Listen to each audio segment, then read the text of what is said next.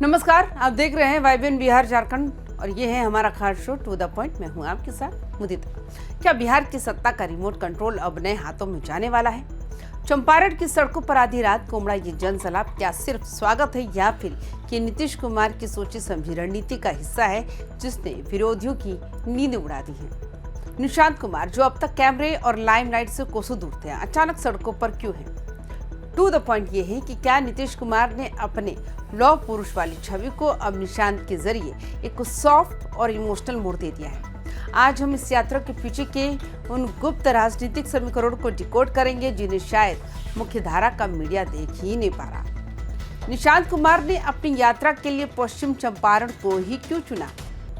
To the point ये है कि चंपारण महात्मा गांधी की कर्मभूमि रही है और नीतीश कुमार ने भी अपनी हर बड़ी राजनीतिक लड़ाई यहीं से शुरू की है। निशांत का यहाँ से निकलना इस बात का संकेत है कि वे सीधे तौर पर नीतीश कुमार के लेगेसी यानी विरासत को क्लेम कर रहे हैं। जेडीयू प्रदेश अध्यक्ष उमेश कुशवाहा का ये कहना है कि आने वाले 30 साल की दिशा यहाँ से तय होगी। ये कोई मामूली बयान नहीं, ये पार्टी के भीतर उन नेताओं के लिए संदेश है जो उत्तराधिकार की जंग लड़ रहे थे। अब मास्टरमाइंड नीतीश कुमार ने साफ कर दिया है कि वारिस कौन होगा। निशांत कुमार ने चंपारण को ही क्यों चुना, इसके पीछे भी एक बहुत बड़ा रणनीतिक कारण दिख रहा है।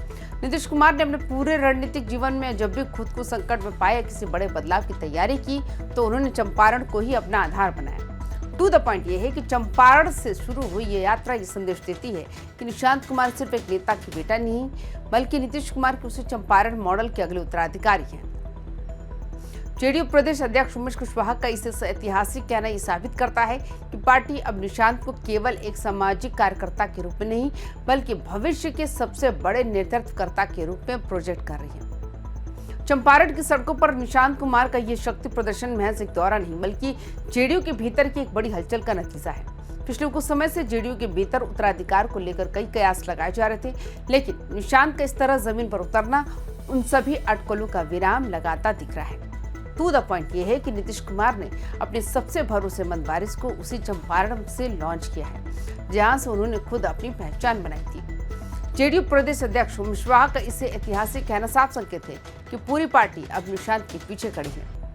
ये सद्भावना यात्रा आने वाले 2-3 दशकों तक बिहार की सत्ता के केंद्रों को सुरक्षित रखने की एक मास्टर स्ट्रेटेजी भी हो सकती है।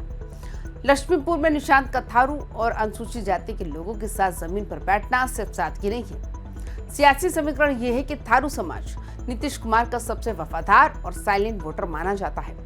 निशांत कुमार का उनके बीच जाकर पुराने कामों को गिनाना और आशीर्वाद मांगना एक तरह से उस इमोशनल बॉन्ड को रिकनेक्ट करना है जो वक्त के साथ शायद भूलना पड़ रहा था। बीजेपी और आरजेडी दोनों की नजरें इस वोट बैंक पर है, लेकिन निशांत ने खुद को उनके बेटे के रूप में पेश कर विरोधियों के लिए इस किले में सेंध लगाना नामुमकिन कर दिया। ये एक सोची समझी घेराबंदी है ताकि भविष्य के चुनावों में इमोशनल कार्ड के जरिए वोट सुरक्षित किए जा सके। लक्ष्मीपुर में थारू समुदाय के बीच निशांत की मौजूदगी को हल्के में लेना विरोधियों की सबसे बड़ी भूल भी हो सकती है। थारू और अनुसूचित जाति का वोट बैंक हमेशा से नीतीश कुमार की ताकत रहा। टू द पॉइंट ये है कि निशांत कुमार ने इन लोगों के साथ जमीन पर बैठकर ये जता दिया कि वे उनकी तकलीफों को करीब से समझते हैं। जब वे कहते हैं जिस तरह पिताजी को मौका दिया मुझे भी आशीर्वाद दे, तो वे सीधे तौर पर एक इमोशनल बॉन्ड बना रहे हैं। यह आरजेडी के युवा नेतृत्व और बीजेपी के हिंदुत्व के बीच जेडीयू का अपना एक ओरिजिनल वोट बैंक सुरक्षित करने का भी एक तरीका है। बिहार की राजनीति में इस वक्त युवा चेहरे की बड़ी मांग है और निशांत कुमार यहाँ एक खालीपन को भरते नजर आ रहे हैं। विपक्ष के पास तेजस्वी यादव जैसा युवा चेहरा है और शायद इसी के काट के लिए नीतीश कुमार ने निशांत को मैदान में उतारा है।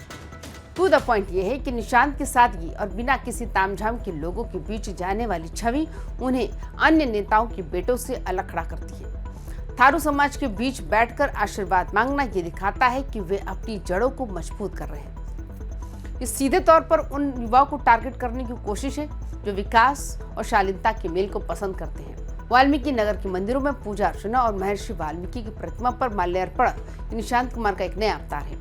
नीतीश कुमार हमेशा से सेकुलर और सोशल इंजीनियरिंग की बात करते आए हैं, लेकिन निशांत की यात्रा में मंदिर और आस्था का जो तड़का लगा है वो बीजेपी के हिंदुत्व कार्ड का जवाब है। टू द पॉइंट ये है कि जेडीयू अब एक ऐसे युवा चेहरे को प्रमोट कर रही है जो आधुनिक भी है और अपनी जड़ों और धर्म से भी जुड़ा है। ये नीतीश कुमार का वो साइलेंट अटैक है जो भविष्य में बीजेपी के साथ गठबंधन या लड़ाई दोनों ही स्थितियों में स्टेडियम के पलड़े को भारी रखेगा।